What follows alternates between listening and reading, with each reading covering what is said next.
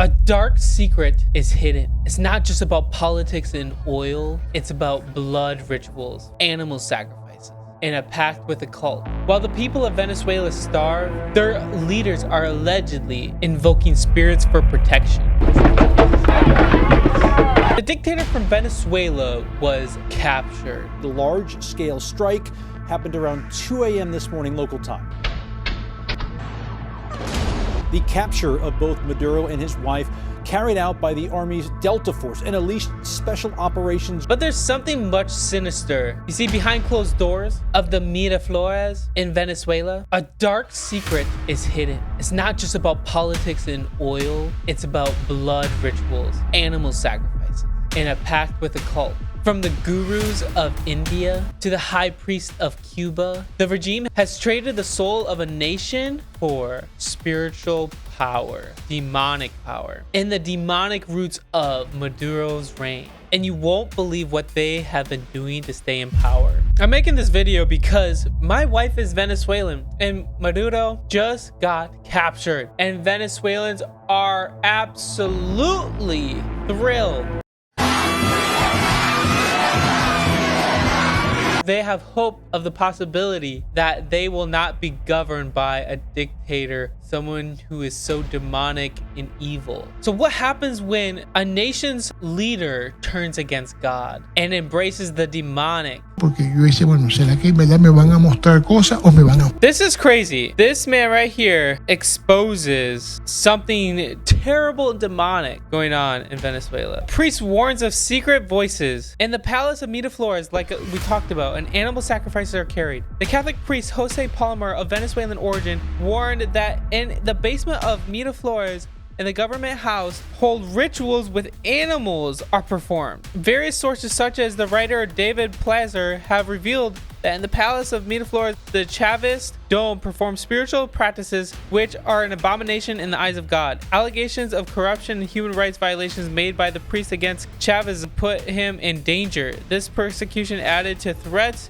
he received from the regime forced him to leave the country in 2018. This is the terrifying reality of Venezuela. Investigative journalists have uncovered a web of Santeria, witchcraft, and cult worship, and it goes all the way to the dictator's office, Maduro's office. But in reality, it's a doorway to spiritual darkness. And today we're exposing the occult practices of Nicolás Maduro and the heavy price a country has to pay when its leaders mess with the occult. The Bible warns this all over when you give up God for idol. To understand Maduro, you have to understand the man who came before him, Hugo Chávez. The book Los Brujos de Chavez by David Plazer reveals that Chavez didn't just practice politics, he practiced high-level occultism. Militares en ejercicio, cercanos del comandante, ministros e incluso sus amantes confirman que Hugo Chávez no tomaba ninguna decisión importante sin visitar antes a su bruja de cabecera. ¡Viva Venezuela! ¡Siga grande! One of the most chilling moments of Venezuelan history occurred in 2010 when Chavez ordered the exhumation of the remains of Simón Bolívar, the nation's founder. It was a midnight ceremony, and he broadcasted it on national TV that many viewed it as a necromantic ritual. Why dig up the dead? Critics say it was to harness the spirit of Bolívar for political power. That's creepy. But Chavez didn't stop there. He allowed Fidel Castro to send more than just doctors to Venezuela. He invited Babalaos, Santeria priests from Cuba, to infiltrate every level of military. Why? Because when you control a person's spiritual life, you control their loyalty. This was the foundation of darkness of Nicolás Maduro's inheritance. And it gets even crazier, guys. While Maduro claims to be Catholic, his true devotion could lie somewhere else. This is super creepy. In 2005, a video surfaced of Maduro and his wife, Celia Flores, sitting at the feet of the Indian guru. To the outside world, Sai Baba preached peace and love. But to many Christians, this is the face of false prophets. It's not of God. Maduro didn't just visit once. He became a devotee. Reports indicate that even today, a massive portrait of the guru hangs in the Miraflores Palace. In 2005, when Maduro was serving as Venezuela's foreign minister, he traveled to India and visited the Prasanthi Nilayam ashram in Andhra Pradesh. According to accounts, It was his wife, Cecilia Flores, who introduced him to Satya Sai Baba. The couple reportedly had a private audience with the saint, with Maduro sitting on the floor at his feet, a moment that left a lasting impression on him. The connection between Venezuela and Satya Sai Baba ran deeply than just one visit. The first Satya Sai International Organization outside India was established in Caracas in the 1970s. This is the danger of Hinduism and Eastern mysticism. When it enters the halls of power, it creates a spiritual vacuum. When the leaders believe that they're guided by the enlightened masters rather than the moral laws of God, when the leader answers to a cult rather than the creator, the nation loses its moral compass. This reminds me of when I talked to Jonathan Cahn about the return of the gods. It's been emptying itself of God in its culture, and the house is not going to stay empty. What was cast out is coming back in. Yeah. And so the amazing thing is that what we are witnessing right now for the last 50 years has been like a repossession. Wow. And so we're dealing with it. And when I opened up in the Return of the Gods is that it's specific. I mean, there are specific gods mentioned in the Bible that are actually affecting culture, affecting gender, affecting everything, all these things. If something else leaves, another entity comes in. If you take God out of the picture, something else demonic comes in. If the guru was a public face of his spirituality, Santeria is the private one. According to investigative reports in El Universal, the Miraflores Palace has been turned into a temple for Afro-Cuban rituals. We aren't just talking about prayer, guys. We're talking about Santeria and Palo. And it is widely considered one of the darkest forms of occult, involving the use of human bones and summoning the spirits of the dead. Allegedly, defectors from Maduro's own presidential guard have testified to seeing animal sacrifices inside government buildings. That's crazy. That sounds like Santeria. Why blood, you ask? Because in the demonic realm, blood could possibly be currency.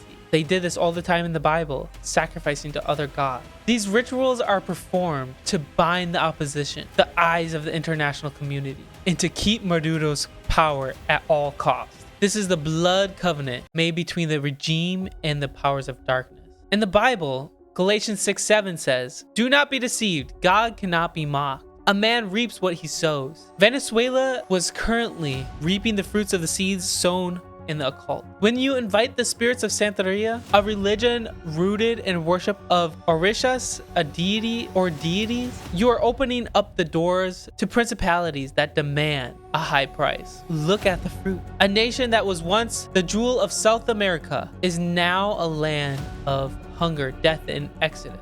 Over 8 million people left Venezuela. The market crashed. Inflation went over the roof. This is the danger, guys, of messing with spiritual darkness. It promises you power, but it only brings destruction. It promises you protection, but it brings a curse.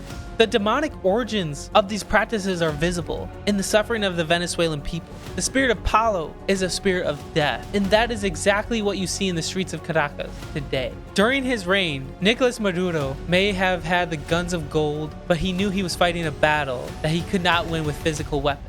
That is why he relies on brujos and his gurus, but the people are waking up. And it didn't end well. He is now in custody. Donald Trump sent an army to invade and take him out once and for all. Venezuela is a warning for every nation. It used to be the country that was the most fertile. Every nation was moving there from all over the world, people moving there all over the world. So be aware of these leaders who trade their soul for power. Be aware of these occults creeping into the halls of government. We must pray that the light of the truth exposes the darkness in the Miraflores. And with all of this stuff happening within the news, guys, and you see people saying, he didn't deserve to be held captive. He didn't deserve to be taken hostage. He's kidnapped from his own country. No. He is the head, and not supposed to be the head. He's an illegal leader of one of the most corrupt, repressive regimes in the entire Western Hemisphere. Human rights organizations have documented extrajudicial killings. They have documented political prisoners, forced disappearances, and the silencing of many journalists. He's never been the president. He's never been recognized as the president. People did not vote for him. People dislike him. He's only caused suffering and pain in that country. My wife is Venezuelan. She was born there and she had to leave because she was worried for her life. Anytime you speak out against him, you would be put in prison and tortured. This is not a joke. That's why when you see people so excited that this evil person is brought to justice, they now have some sliver of hope that their country could be free from this demonic oppression. So guys, I would love to know what you think in the comments below, whatever that may be. I encourage you to hit the like button and subscribe if you haven't, guys, and always remember, Jesus loves you.